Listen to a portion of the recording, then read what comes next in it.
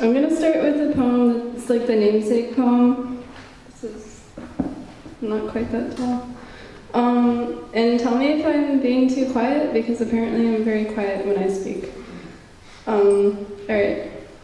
So the book is called The Sadness of Snow, and this is the namesake poem.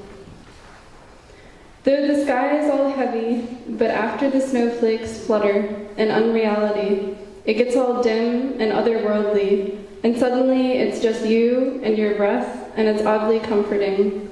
The universe snug against your chin. You're like a beauteous oblivion pressing up against. The stars are talking only to your own small darkness. The stars are talking only to your own small darkness.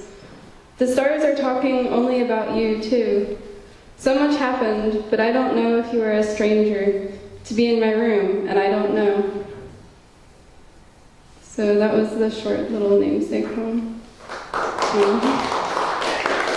And I have this, I guess I'll read like a few more. I have this like information on this book on my website, which is like my name, which is elenabots.com. So if you want to order it, you can do that. Here's a poem about, let's see. Here's a poem about getting a haircut, kind of, but not really. It's sad that you cut your hair. I remember how it was full of care, dark, dense. The storm gathered itself up and left. Did the fierce life of your body undo itself? Easy, I think. The plummet. Is it somewhere, the locks I mean? But I could not care for them. Still, I think. Somewhere your loss degrades. Maybe it soils a floor. Probably the wind. The wind probably blows you quickly nowhere. You, a nothing, into nowhere. I think of you often. I think of the blue under the bridges when I think of you. I think of how bay grips the mind of sky and pulls us under, us, into a gravity, as you lose, as by falling loss, as by and in falling, there is a simple suicide. A blue smear against, I'm sad that you cut your hair. Surely it must be somewhere, your loss, hidden underneath a stairwell. I hope where sunlight steps carefully through the afternoon, and no one has to be anywhere. I mourn your hair quietly all through the daylight hours. I sit still in the staircase and tread nothing, and bathe myself with bare hands in no water, in the water falling of great light, of a simple God looking down and smiling, an unknowable smile, but now I mean the misery of an omnipotence that is no one, and he is no one, so where are you? We are all gentle no ones, treading or tossing, because I remember how like a sea it was when I craved to move fingers through the terrible, quivering skiffs, destined for no place. I remember that night when against the timbers we roamed motionless, and you motionful, cupped yourself in your own hands, and I held you tight inward, as though you might implode. A little star done in on itself all at once. Dying in rapturous light, but then just a soft sigh of incandescence into the heavens.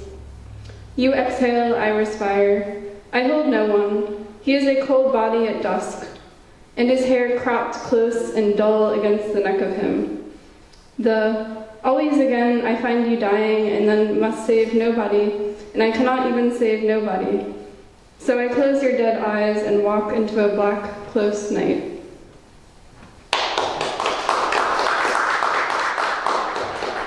Thank you. How many should I do? One more? Okay.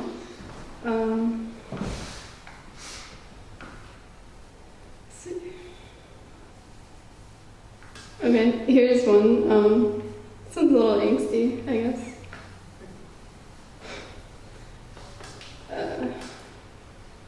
One moment.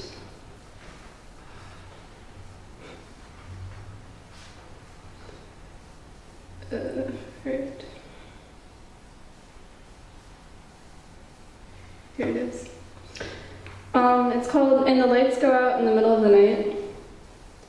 Dearly, don't. Everyone is, I think, gone, even though without a word. I live in a ghost town, wandering through memory for rainy eternity.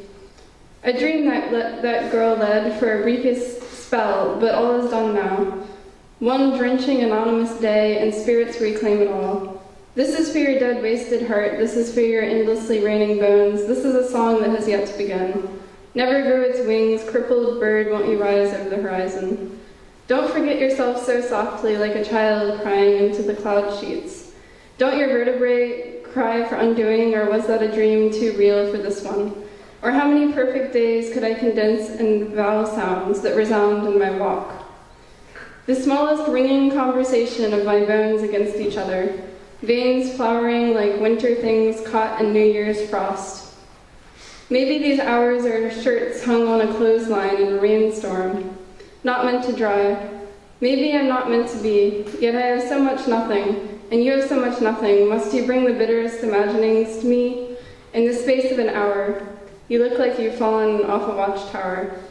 Too much being in your bones makes you shiver from unwarm, the frail flowers of your heart, growing so barely. In a fatal poem face, your blossoming paleness, nose frozen and fixed lips, eyes shivering sailing ships, embedded in a profound Arctic. You turn your head and I turn the lights out, and I don't let this place forget. I grant a nonsense of darkness, ground the halls in unreality, and let the ghosts end to run naked.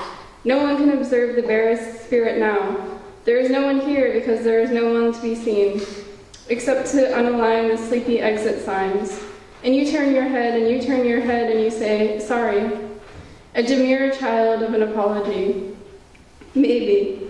A little wavering boy neglected outside, or that desperate thank you running to and fro, always needing to be alone. Only fear. You aren't being kind, you're in so many places, you're in so many pieces, and I know all of them like the skeleton of the God who made me and you and forgot everyone else.